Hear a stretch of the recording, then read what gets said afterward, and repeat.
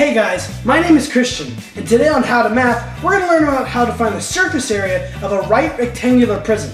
So the formula of this is actually kind of long, so let's go into pieces. First, what we're going to do is pretty common, length times width. Then what we're going to want to do is multiply height times width, since now there's a third dimension. Now we're going to want to multiply height times length. After we do all that, we add them together. And then after we do that, we're going to want to multiply it times 2. It's kind of long, but not really hard once you've done it. Now let's try it out. You're going to want a piece of paper, a pencil, and something that looks like a rectangular prism. Or, a box. Side note, cubes are also rectangular prisms, they're just perfect. I picked out a box of Pop-Tarts because I like Pop-Tarts. Mostly what we're doing is using our box as a reference. If you really want, you could take a ruler and measure the length. However, I'm just going to give it an appropriate number. Make sure that you write down length, width, and height. That way you can record the numbers. For my length, I'm going to say it's about 8. Now we want to do the width, which is this side from here to here. I'm going to say this is about a 3. Now we want the height, which is just how tall it is.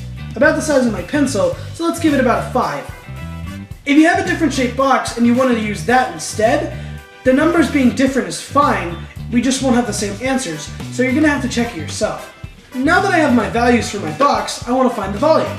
However, I'm going to have to multiply these things first, so how about we write it down? So, as I said, it's length times width, plus height times width, plus height times length. So, let's put down the numbers. 8 times 3, plus 5 times 3, plus 5 times 8. Pretty easy, right? Now, let's individually multiply the numbers out. If you feel more comfortable with a calculator, feel free. 8 times 3 is 24, 3 times 5 is 15, and 8 times 5 is 40. Now we just have to add them together. I like to start with my smaller numbers first, so I'm going to add 24 and 15 to give me 49. Then I'm going to add those together to get 89. Great! Now there's one last step to do, as I said before. We have to multiply it times 2. If we multiply 89 times 2, we'll get 178. Now imagine if this was a much bigger box. That'd be a huge amount of volume. As you can see, it's not that difficult, it's just got a lot of steps in place. Now to see if you got it, try this problem right here. Until you've got an answer, pause the video. Do you have an answer? Well, here's mine.